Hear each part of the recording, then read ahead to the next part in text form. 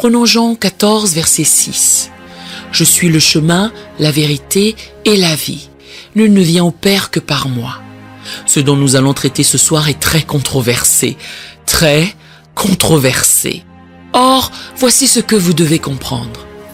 Indépendamment de votre croyance, que vous croyez que la Terre a été créée en 6 jours ou en 13,8 milliards d'années, il n'y a qu'un seul chemin vers le Père, et cela n'affecte pas votre salut. Vous naissez de nouveau d'une seule manière, à savoir en croyant en Jésus-Christ comme votre Seigneur et Sauveur, et en confessant que le Seigneur est le Seigneur, et que Dieu l'a ressuscité d'entre les morts. Lorsque vous faites cette confession, selon l'Écriture, vous êtes né de nouveau. Je voulais débuter par cela aujourd'hui pour que vous saisissiez bien cela et que vous vous rappeliez qu'il s'agit d'un sujet à polémique. Je vais vous montrer dans l'Écriture qu'il y avait une terre qui a été détruite et qui a été recouverte par l'eau. Cela s'est passé avant le premier jour de la création. Je veux vous manifester que le déluge de Noé était le deuxième déluge et que le Seigneur a déclaré qu'il ne détruirait plus jamais la terre par l'eau. Je veux vous présenter par les Écritures qu'il y avait une civilisation qui existait avant nous. Il faut faire attention à ne pas puiser votre théologie d'Hollywood. C'est à la télévision que la plupart des gens la puisent de nos jours, tels certains films que nous regardons chaque année, comme La vie est belle ou Clarence, qui est une sorte de gars gaffeur meurt et devient un ange. Tout d'abord, on ne devient pas un ange. Deuxièmement, on ne revient pas sur terre pour gagner ses ailes, puisque notre salut est par la grâce. Entendez que vous êtes sauvés par la grâce de la foi et non par vous-même. Il n'y a rien que vous puissiez faire pour gagner votre salut avant de mourir, et il n'y a certainement rien que vous puissiez faire pour gagner votre salut après votre mort. Cependant, un grand nombre fondent leur théologie sur ce qu'ils voient à la télévision. Je suis pasteur d'une église. J'ai célébré des centaines d'enterrements et des centaines de mariages. Chaque fois que vous voyez un mariage sur la chaîne Hallmark, vous entendez, si quelqu'un ici s'oppose à cette union, qu'il se lève ou se taise à jamais. Je n'ai jamais prononcé ça à un mariage et je n'ai jamais été à un mariage où quelqu'un a dit cela. Pourquoi ? Il y aurait probablement un grand nombre qui se démarquerait en protestant « Hé, moi, je suis contre !» Nous sommes persuadés que c'est dans les mariages puisque les films hollywoodiens le dépeignent. Il nous faut revenir à la parole de Dieu et nous demander qu'est-ce que la parole de Dieu relate à propos de ces choses. Je vais donc vous parler un peu de science et je vais beaucoup vous parler de la Bible, mais de la vraie Bible et de la vraie science, vu qu'il y a énormément de fausses sciences. Combien parmi vous savent qu'il y a des infox ? La fausse science ne s'accorde pas, mais la vraie science et la vraie Bible s'accordent. Je ne suis pas évolutionniste, je ne crois pas en l'évolution. Cela dit, dans le domaine de la création, il y a essentiellement 2 groupes. Il y a ce qu'on appelle les créationnistes de l'ancien monde et les créationnistes du nouveau monde. Aucun de ces 2 groupes ne croit en l'évolution. Ils ne croient pas que nous ayons évolué à partir de poussière cosmique, que tout d'un coup, un tas de poussière cosmique se soit assemblé et que l'instant d'après, nous avons eu un Bob Ulrich, président de la chaîne des magasins Target aux États-Unis. Ce n'est tout simplement pas le cas. Les créationnistes de l'ancien monde croient que Dieu a tout créé et qu'il l'a fait au cours d'une période de temps. Les créationnistes du nouveau monde croient que tout s'est passé en 6 jours. Je vous avoue tout de suite que je suis un créationniste de l'ancien monde, ce qui fait de moi une minorité. 70% de l'Église est créationniste du nouveau monde. Encore une fois, nous imaginons que l'évolution est fausse. Les groupes scientifiques sont presque tous d'accord sur le fait que l'univers a été créé il y a 13,8 milliards d'années. Il a été créé à partir d'une singularité plus petite qu'un atome, qu'à un moment donné, quelque chose s'est produit. Ils ne savent pas quoi, mais quelque chose s'est produit. Il y a eu une sorte d'explosion et l'univers est apparu à une vitesse supérieure à celle de la lumière. Notre univers s'étend sur 94 milliards d'années-lumière. C'est cette image que nous voyons sur l'écran. Et citant Science Weekly, il s'agit d'une image du rayonnement résiduel de la théorie du Big Bang, prise à partir d'un vaisseau spatial. C'est la plus ancienne lumière enregistrée dans l'univers. Ces informations les aident à déterminer l'âge de l'univers. La principale explication de la naissance de l'univers est qu'il y a 13,8 milliards d'années, il y a eu une étincelle et l'univers s'est mis à s'étendre. Lorsque j'affirme que l'univers s'étend sur 94 milliards d'années-lumière et que nous nous situons en son centre, cela signifie que la lumière voyage à une vitesse de 299 millions de mètres par seconde ou 186 miles par seconde. C'est rapide! La lumière voyageant à une vitesse de 186 miles par seconde, il lui faudrait 94 milliards d'années pour aller d'un côté à l'autre de l'univers. Quelqu'un s'écriera: d'accord, nous savons désormais que l'univers fait 94 milliards de kilomètres de large. Non, nous ne le savons pas. C'est juste la distance que nous pouvons voir. Avant, il y avait le télescope du mont Palomar à San Diego, en Californie. À présent, nous avons le télescope Hubble, et il y en a un qu'on s'apprête à mettre en service qui verra 100 fois plus loin que cela. Chaque fois qu'on découvre un endroit dans l'espace où on suppose qu'il n'y a rien et qu'on a un télescope qui se concentre sur cet endroit, on découvre qu'il y a plus de la même chose. La science est convaincue que notre univers a une fin. Voyons ce que la parole de Dieu a à dire à ce sujet. Jetons un coup d'œil à 2 Pierre chapitre 3 versets 5 à 7.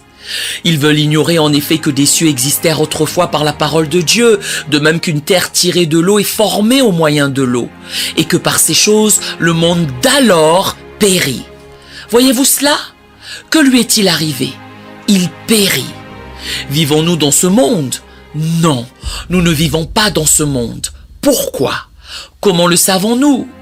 Il périt submergé par l'eau, tandis que par la même parole, les cieux et la terre d'à présent sont gardés et réservés pour le feu, pour le jour du jugement et de la ruine des hommes impies.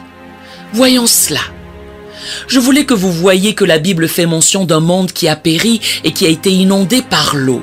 Nous avons ici le tout premier verset de la Bible et dans la Torah. Il énonce: au commencement, Dieu créa les cieux et la terre. Il est question de cieux. C'est intéressant. Certaines de vos Bibles professent qu'au commencement, Dieu créa le ciel et la terre. Et ce mot en hébreu est Hashamaïm, qui est pluriel. Cela implique qu'il n'y avait qu'une seule terre et des cieux. En ce cas, combien y a-t-il de cieux? Nous savons que l'apôtre Paul a formulé qu'il avait été enlevé au 3e ciel et quand ce fut le cas, il a entendu des choses et vu des choses qui n'est pas permis à un homme d'exprimer. 2 Corinthiens 12, 4. En d'autres termes, dans une autre traduction, il est articulé qu'il n'y a pas de mot qui puisse expliquer ce qu'il a vu. Plus tard, en conversant avec ses amis, il a soutenu: être absent du corps, c'est être présent avec le Seigneur. 1 Corinthiens 5, 3. J'ai été là-bas, j'ai été ici. Je préférerais de loin être là-bas, or à cause de vous, tête de nœud, je dois rester ici. Il y a donc 3 cieux. Si vous allez sur la table au fond, Ken Johnson a un livre avec des transcriptions récemment traduites des manuscrits de la mer morte, et il a le testament de Lévi. Qui était Lévi? Eh bien, il y a Abraham, Isaac, Jacob et Lévi. Lévi était l'arrière-petit-fils d'Abraham, le petit-fils d'Isaac, le fils de Jacob qui était Israël, et ils avaient les 12 tribus. La coutume voulait que lorsqu'ils s'apprêtaient à quitter cette terre, ils réunissaient leur famille, leur lisaient un testament qu'ils pouvaient transmettre, qui racontait ce qu'ils savaient de Dieu. Lévi rassembla sa famille et lut son testament. Dans celui-ci, il stipule qu'il y a 7 cieux et il décrit ce que sont chacun de ces cieux. Je ne sais pas s'il y a 3 cieux, 7 cieux ou 11 cieux, mais ce que nous savons, c'est qu'il y a plusieurs cieux. Je lisais un verset l'autre jour et cela m'a un peu enthousiasmé. Nous savons que Jésus est descendu et est monté au ciel après sa résurrection, après sa sortie de la tombe. Éphésiens 4, 10. Celui qui est descendu, c'est le même qui est monté au-dessus de tous les cieux, afin de remplir toutes choses. N'est-il pas curieux de constater que certains croient que tout ce que nous avons ne sont que les cieux et la terre ? Or, Jésus, lui, n'est pas seulement monté un peu plus haut, il est allé bien plus haut que tous les cieux. Qu'est-ce que cela nous dit? Qu'il y a plus à Dieu que ce que nous pouvons imaginer.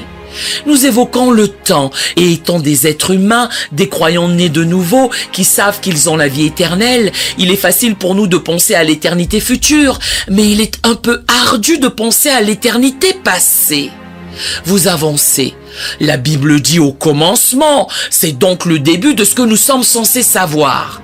La science, elle, suggère, et si vous remontiez jusqu'au Big Bang, il y a 13,8 milliards d'années.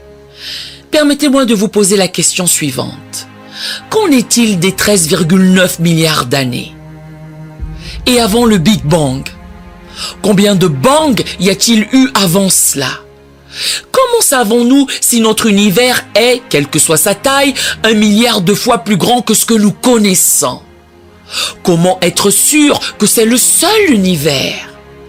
Comment être certain que nous sommes dans la seule dimension que Dieu possède?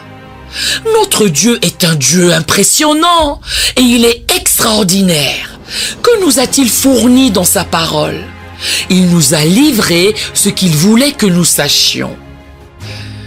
J'ai reçu des menaces pour ce que je vous prêche.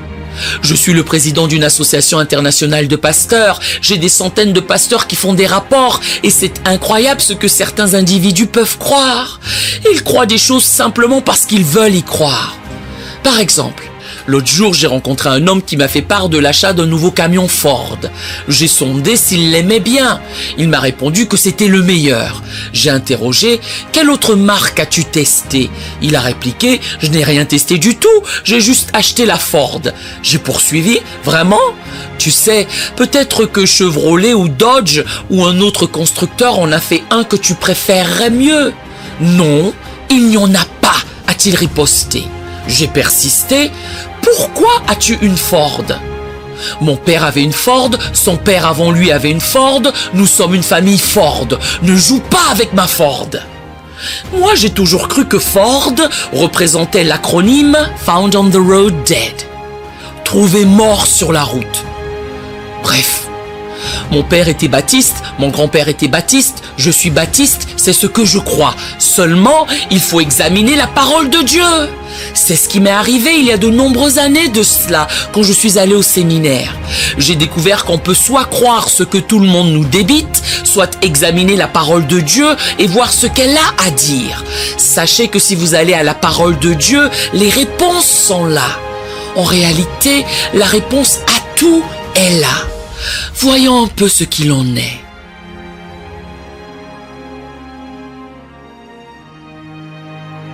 Genèse 1, verset 2. La terre était informe et vide. Il y avait des ténèbres à la surface de l'abîme et l'Esprit de Dieu se mouvait au-dessus des eaux.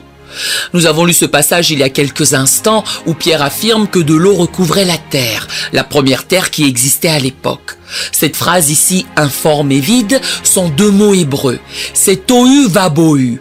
La meilleure façon de décrire tohu vabohu, c'est qu'une mère juive irait dans la chambre de son enfant et la nettoierait, remettrait tout en place comme il se doit. Elle reviendrait 3 heures plus tard et la chambre serait en désordre. Elle récriminerait tohu vabohu. Autrement dit, c'est devenu informe et vide. Ce n'était pas le cas, c'est devenu ainsi. La terre était devenue informe et vide. Il y avait des ténèbres à la surface de l'abîme et l'Esprit de Dieu se mouvait au-dessus des eaux. Était-ce le premier jour? Non. Le premier jour n'a pas encore vu le jour. Quand est-ce que les cieux et la terre ont été créés? Le premier jour? Non. Le premier jour n'est pas encore arrivé. Ésaïe 45, verset 18. Car ainsi parle l'Éternel, le Créateur. De quoi? Des cieux. Le seul Dieu qui a formé la terre, qui l'a faite et qui l'a affermie, qui l'a créée pour qu'elle ne fût pas déserte, qui l'a formée pour qu'elle fût habitée. Je suis l'Éternel et il n'y en a point d'autre. En hébreu original, ce « ne fut pas déserte » est « tohu », c'est-à-dire que Dieu n'a pas créé la terre informe et vide. J'ai entendu des gens clamer « Il est écrit que la terre était informe et vide, c'est donc de cette manière que Dieu l'a créée. » Non! L'Écriture assure que tout ce que Dieu a créé est bon. Jacques 1,17. Toute grâce excellente et tout don parfait descendent d'en haut. Si c'est bon, c'est de Dieu. Dieu est bon et le diable est mauvais. Et dans certaines églises, on peut avoir des ennuis si on prêche cela, parce qu'on fait allusion à toutes ces mauvaises choses que Dieu fait aux gens. Non, Dieu ne fait pas de mauvaises choses pour vous enseigner quelque chose. Il n'est pas ce genre d'enseignant. Qu'il a créé pour qu'elle ne fût pas déserte ou dans le chaos, qu'il a formé pour qu'elle fût habitée. Je suis l'Éternel et il n'y en a point d'autre. Loué soit le Seigneur.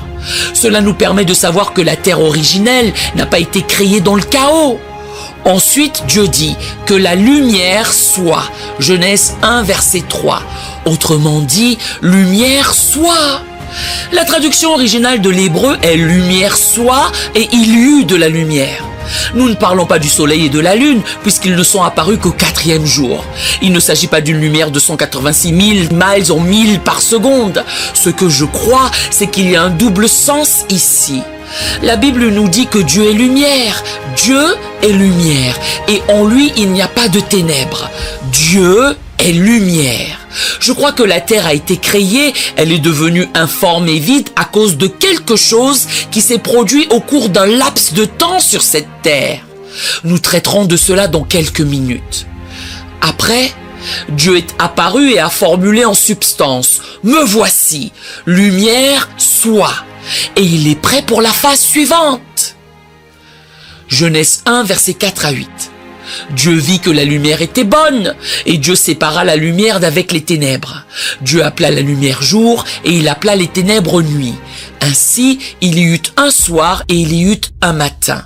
Ce fut le premier jour. Dieu dit qu'il y ait une étendue entre les eaux. A-t-il créé les eaux? À un moment donné, il a créé les eaux, mais a-t-il créé les eaux ce jour-là? Non, elles étaient déjà là, n'est-ce pas? En effet, avant le premier jour, les eaux couvraient la terre. Nous l'avons découvert dans les Écritures. Qu'a-t-il fait? Il a séparé les eaux des eaux, et qu'elle sépare les eaux d'avec les eaux. Verset 7. Et Dieu fit l'étendue, et il sépara les eaux qui sont au-dessous de l'étendue d'avec les eaux qui sont au-dessus de l'étendue. Et cela fut ainsi. Dieu appela l'étendue ciel. Et Dieu appelait le firmament ciel. C'est notre atmosphère ici. C'est le premier ciel. Ainsi, il y eut un soir et il y eut un matin. Ce fut le second jour. Qu'est-ce qui a réellement été créé ce jour-là? Rien. Tout a été réarrangé ce jour-là, pour la raison que les eaux existaient déjà. Il les a séparées. Versets 9 à 11. Dieu dit que les eaux qui sont au-dessous du ciel se rassemblent en un seul lieu et que le sec paraisse. Et cela fut ainsi. Dieu appela le sec terre et il appela l'amas des eaux mer. Dieu vit que cela était bon. Puis Dieu dit que la terre produise de la verdure, de l'herbe portant de la semence, des arbres fruitiers donnant du fruit selon leur espèce. Et d'où vient la semence? Et ayant en eux leur semence. Où? Sur la terre. Et cela fut ainsi. Je crois personnellement qu'il s'agit d'une semence provenant d'une civilisation antérieure. Un groupe d'Israéliens qui était en Égypte a déniché des semences dans une boîte qui était vieille de 4000 ans. Ils l'ont ramené en Israël. Bien sûr, tout pousse en Israël. Mais ils l'ont ramené, l'ont planté, ont fait pousser ce blé à partir d'une semence vieille de 4000 ans et ont eu une récolte. Les semences peuvent être porteuses de vie pendant longtemps. Versets 12 à 13. La terre produisit de la verdure, de l'herbe portant de la semence selon son espèce, et des arbres donnant du fruit et ayant où? En eux leur semence selon leur espèce. Dieu vit que cela était bon. Ainsi, il y eut un soir et il y eut un matin. Ce fut le 3e jour. J'ai discuté avec quelques rabbins hébreux qui estiment que la semence n'a pas été créée ce jour-là et qu'elle se trouvait déjà sur la terre. Quoi qu'il en soit, Dieu contrôle la situation. Dieu met tout en place. Revenons à Genèse 1.1. Au commencement, Dieu créa les cieux et la terre. Je voudrais effleurer un peu de ce qui s'est passé entre Genèse 1.1 et Genèse 1.2. Dans Genèse 1.1, il a créé les cieux et la terre. Dans Genèse 1.2, nous voyons que la terre est devenue informe et vide. Que s'est-il passé pendant ce temps? Combien de temps la terre a-t-elle été parfaite avant de devenir informe et vide? La Bible nous précise que dans ce laps de temps, il y avait des rois, des royaumes, des nations et du commerce. Saisissez bien que Lucifer a été chassé du ciel.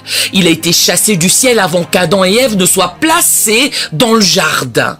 Nous pouvons le prouver à de nombreux endroits, dans de nombreux versets, c'est presque indiscutable. Au cours des 6 jours de la création, il n'a pas fait mention de la création d'anges. Toutefois, nous savons qu'ils ont été créés avant. Par conséquent, dans cette existence antérieure, je veux vous dévoiler quelques passages des Écritures. Ésaïe 14, verset 12. « Te voilà tombé du ciel, ô Lucifer, astre brillant, fils de l'aurore. Tu es abattu à terre, toi le vainqueur des nations. » J'ai grandi à l'église baptiste. J'avais l'habitude de concevoir que si quelqu'un n'était pas baptiste, il n'irait pas au paradis, jusqu'à ce que je lise ma Bible.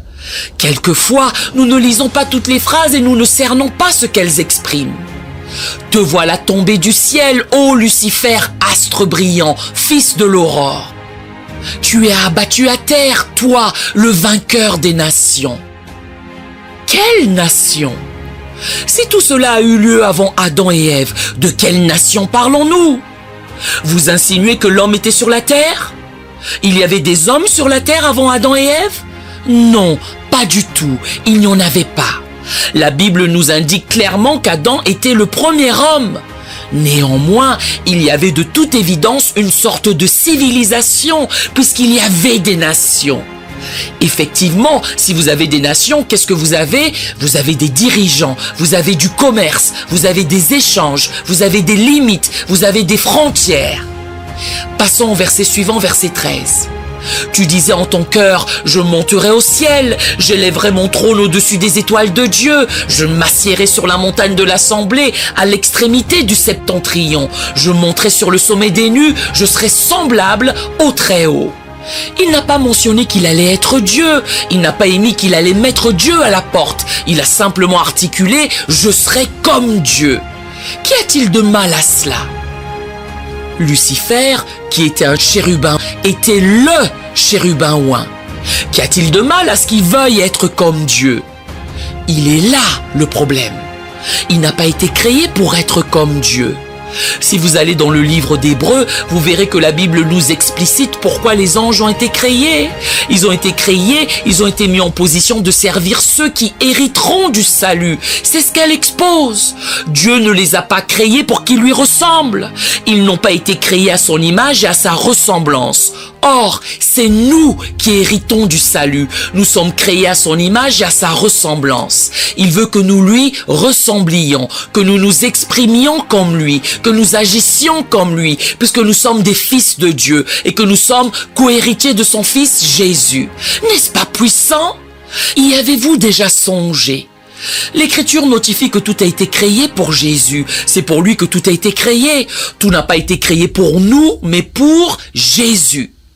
Et nous, les croyants, devenons co-héritiers avec lui. Waouh, c'est stupéfiant! Ma mère a un héritage. J'ai une sœur et nous sommes co-héritiers. Qu'est-ce que cela dénote? Que tout ce qu'elle reçoit, je le reçois. Et que tout ce que je reçois, elle le reçoit. Serait-ce vrai que nous sommes co-héritiers de Jésus? Waouh, c'est épatant! Je monterai sur le sommet des nues, je serai semblable au Très-Haut. Il n'était pas censé être comme le Très-Haut. Verset 15. Mais tu as été précipité dans le séjour des morts, dans les profondeurs de la fosse, ceux qui te voient. N'oubliez pas que l'homme n'était pas encore créé. Fixe sur toi leur regard, ils te considèrent attentivement. Est-ce là cet homme? Le mot hébreu pourrait être être. Est-ce l'être qui faisait trembler la terre, qui ébranlait quoi? Les royaumes, qui réduisait le monde en désert, qui ravageait les villes et ne relâchait point ses prisonniers? Comment le monde est-il devenu tohu vabohu? En raison du fait que le péché est entré, que le péché est entré par lui. Jérémie 4, versets 23 à 25. Je regarde la terre et voici, elle est informe et vide. Les cieux et leur lumière a disparu. Je regarde les montagnes et voici, elles sont ébranlées et toutes les collines chancellent. Je regarde et voici, il n'y a point de quoi d'homme et tous les oiseaux des cieux. que l'on peut aussi traduire par créature volante, ont pris la fuite. Il y avait d'autres créatures, mais pas d'hommes. Verset 26. Je regarde et voici, le Carmel est un désert. Et toutes ces quoi? Villes. Il y avait des villes. Lorsque Lucifer a été précipité, il y avait des villes. Et toutes ces villes sont détruites devant l'Éternel, devant son ardente colère. Toutes ces villes ont été détruites et il n'y avait pas d'hommes. La civilisation se poursuivait, mais il n'y avait pas d'humains.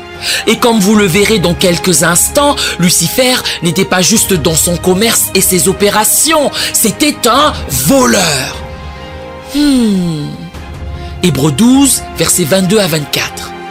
Mais vous vous êtes approchés de la montagne de Sion, de la cité du Dieu vivant, la Jérusalem céleste, des myriades qui forment le cœur des anges, de l'assemblée des premiers-nés inscrits dans les cieux, du juge qui est le Dieu de tous, des esprits des justes parvenus à la perfection, de Jésus qui est le médiateur de la nouvelle alliance et du sang de l'aspersion qui parle mieux que celui d'Abel.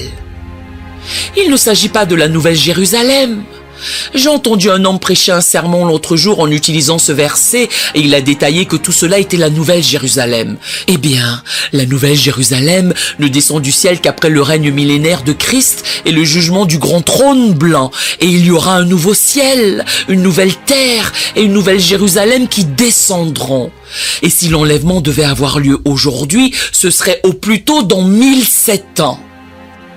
La Jérusalem céleste, des myriades qui forment le cœur des anges, de l'assemblée des premiers-nés inscrits dans les cieux, du juge qui est le Dieu de tous, des esprits des justes parvenus à la perfection, de Jésus qui est le médiateur de la nouvelle alliance et du sang de l'aspersion qui parle mieux que celui d'Abel. Écoutez, il y a plus au ciel que ce que nous pouvons saisir à ce stade. La Bible cite même des créatures à 4 visages. Vous avez un visage ici, un visage là, un autre par-ci et un dernier par-là. Ézéchiel 28, versets 11 à 13. La parole de l'Éternel me fut adressée en ces mots. Fils de l'homme, prononce une complainte sur le roi de Tyr. Tu lui diras, ainsi parle le Seigneur l'Éternel. Tu, mis pour Lucifer, mettais le sceau à la perfection. Tu étais plein de sagesse, parfait en beauté. Tu étais en Éden, le jardin de Dieu. Toutes les choses que nous abordons ce soir sont dans ce livre intitulé « Le paradis de Dieu ». Tous les versets et bien plus que ce que je suis en mesure d'aborder dans cette session sont traités dans ce livre. Vous verrez que le paradis de Dieu s'est trouvé à 4 endroits différents au cours de l'histoire. À l'origine, il a commencé au ciel. Tu étais en Éden, le jardin de Dieu. Tu étais couvert de toute espèce de pierres précieuses, de sardoine, de topaze, de diamants, de chrysolite, d'onyx, de jaspe, de saphir, d'escarboucle, d'émeraude et d'or. Tes tambourins et tes flûtes étaient à ton service, préparés pour le jour où tu fus créé. Voici ce qu'il faut discerner. Il y a des gens qui croient qu'il y a eu de toute éternité une bataille entre le bien et le mal, entre Dieu et Satan. Tantôt il semblerait que Satan gagne, tantôt c'est Dieu qui gagne. Et c'est un va-et-vient constant, un va-et-vient perpétuel. La réalité, c'est qu'il y a eu un jour où Satan, plutôt Lucifer, car c'était son nom, Satan, traduisant simplement adversaire, a été créé. Et le jour avant sa création, il n'existait pas. Dieu et Lucifer ne sont pas égaux. Dieu n'a pas été créé. Il a toujours été. Il sera toujours. Il est le je suis, pas le j'étais ou je serai. Il est le je suis pour l'éternité. Lucifer est un être créé et il a été créé par la parole de Dieu. Chacune de mes petites filles m'a posé cette question.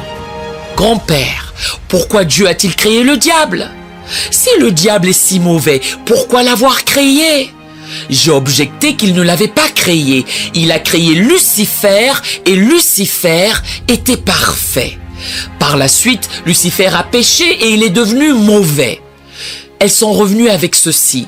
Si Dieu savait qu'il allait devenir mauvais, pourquoi l'a-t-il créé ? Cette réponse touche au cœur de la nature de Dieu.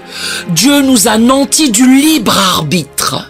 C'est un peu difficile à appréhender pour nous, mais Dieu peut regarder à travers les couloirs du temps, voir dans l'avenir et savoir ce que vous allez décider de faire sans modifier votre décision de le faire.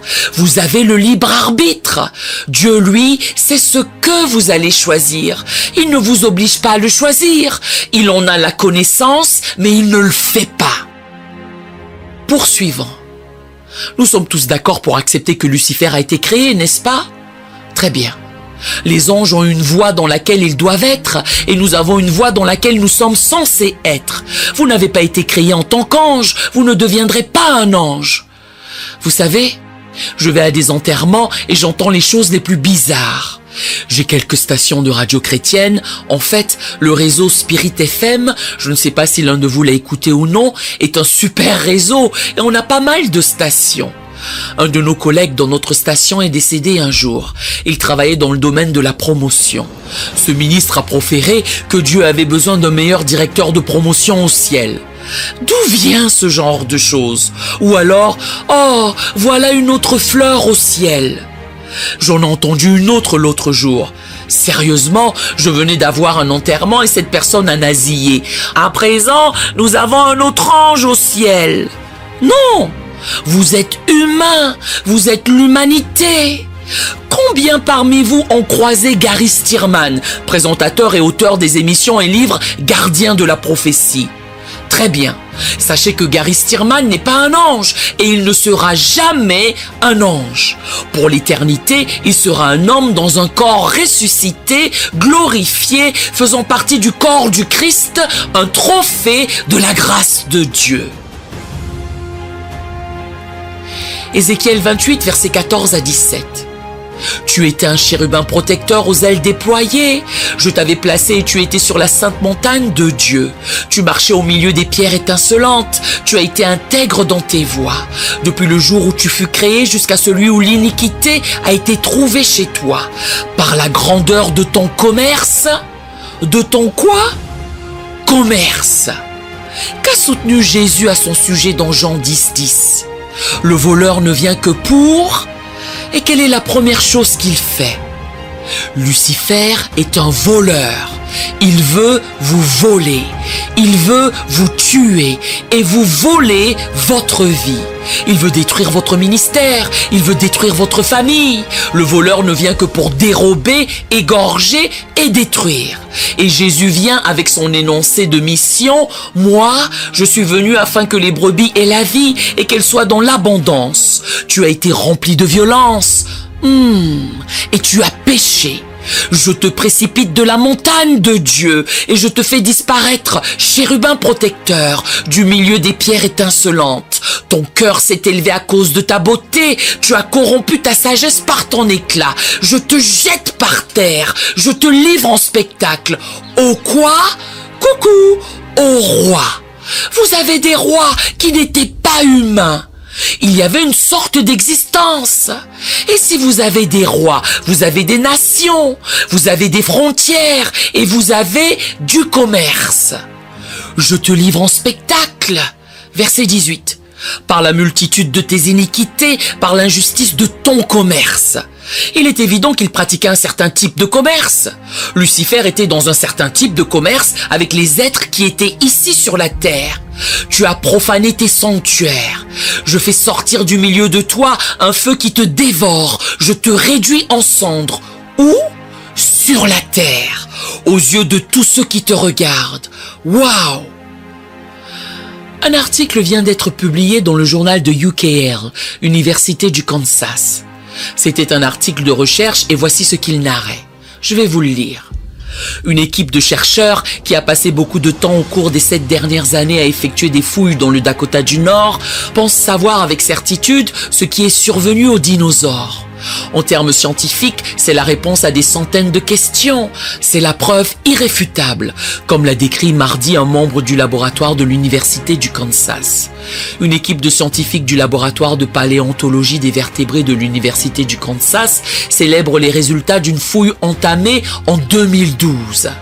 La mission a permis de trouver des restes fossilisés de poissons préhistoriques complètement intacts, avec des tissus mous.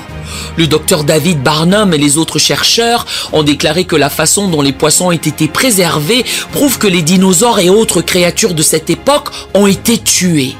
Voici ce qu'ils croient prouver.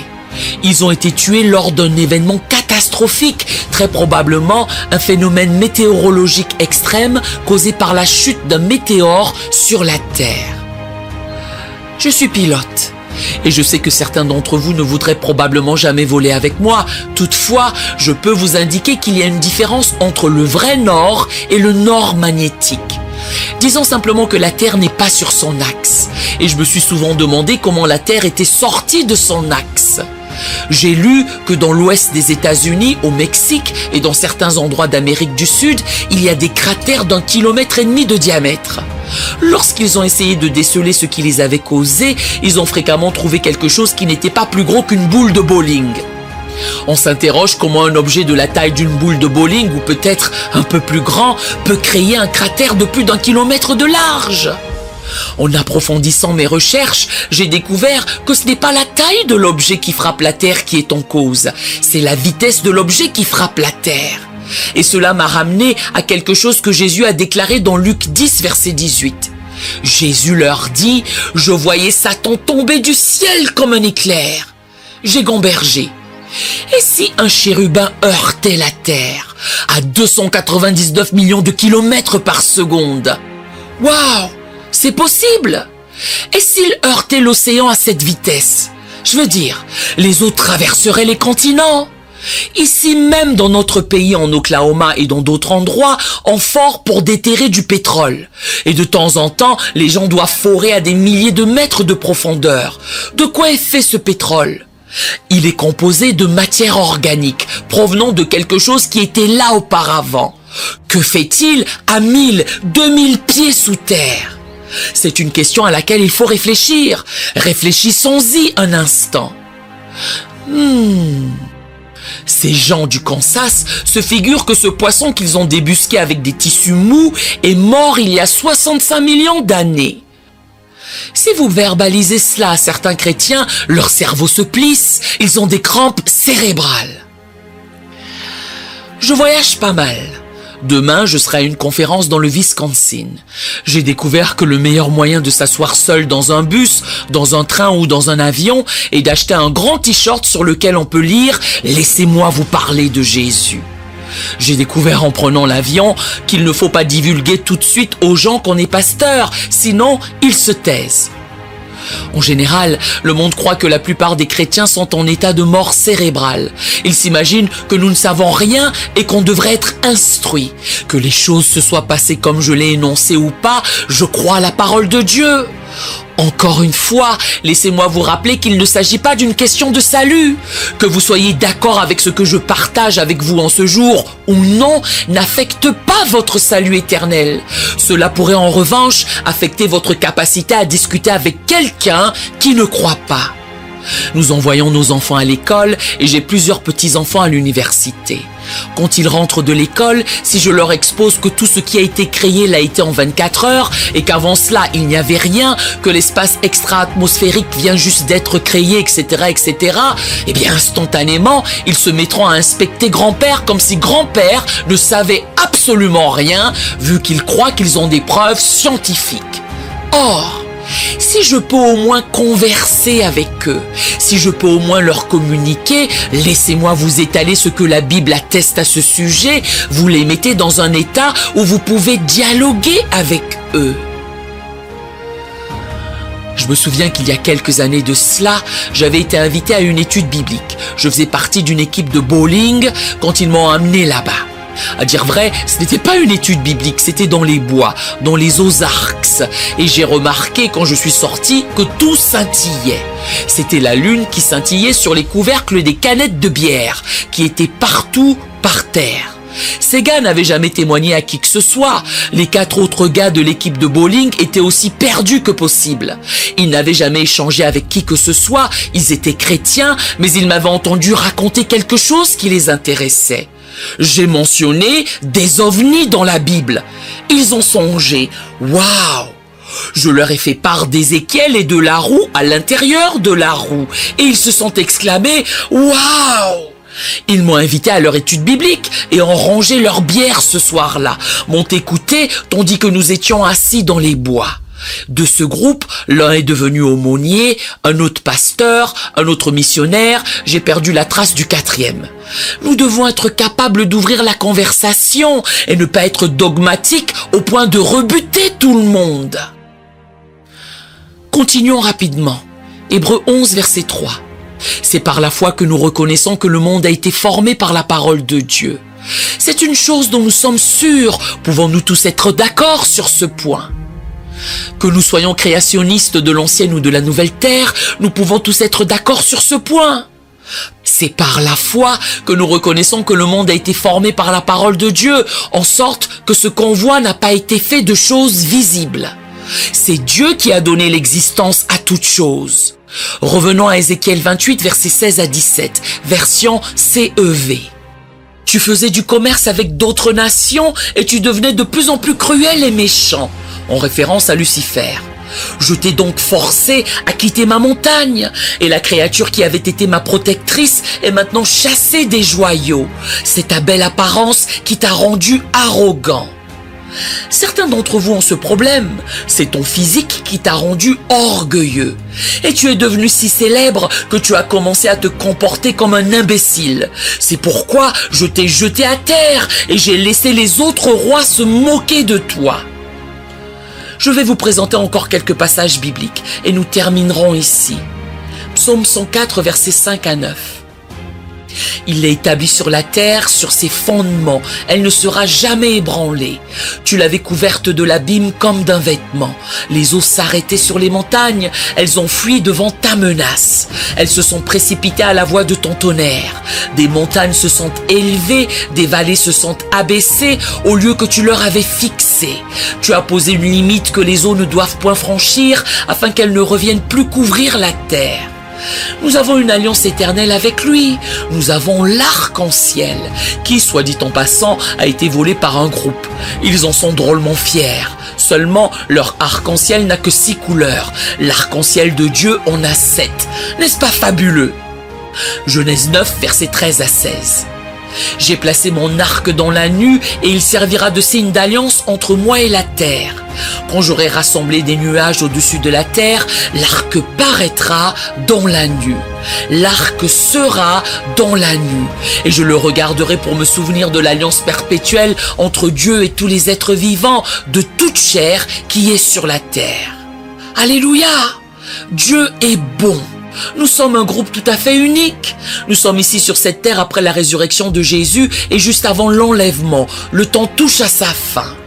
Et ce qui est si spécial à propos de ce temps, c'est que pendant ce temps, nous pouvons recevoir la vie éternelle. Et cette vie éternelle n'est pas basée sur ce que nous faisons, elle est basée sur ce qu'il a fait. Car c'est par la grâce que nous avons été sauvés par le moyen de la foi. La définition la plus simple de la grâce, c'est la puissance de Dieu. Avez-vous déjà entendu quelqu'un partager? Si j'ai pu accomplir ceci, c'est uniquement grâce à la grâce de Dieu? Où voulait-il en venir? Il voulait expliquer qu'il ne pouvait pas le réaliser par ses propres forces, que d'une manière ou d'une autre, Dieu lui a imparti le pouvoir de le faire. La grâce est le pouvoir que Dieu nous donne volontairement. Et la foi, qu'est-ce que c'est? Nous savons que la définition de la Bible est que la foi est une ferme assurance des choses qu'on espère, une démonstration de celles qu'on ne voit pas. La foi, dans sa forme la plus simple, c'est simplement le fait de croire en Dieu. La grâce est quelque chose que Dieu fait pour nous. La foi est quelque chose que nous faisons pour lui. Nous pourrions prendre ce verset Éphésiens 2:8, car c'est par la grâce que vous êtes sauvés, par le moyen de la foi, et dire que c'est par la puissance de Dieu que nous sommes sauvés en croyant en lui. Et nous vivons en ce temps de grâce.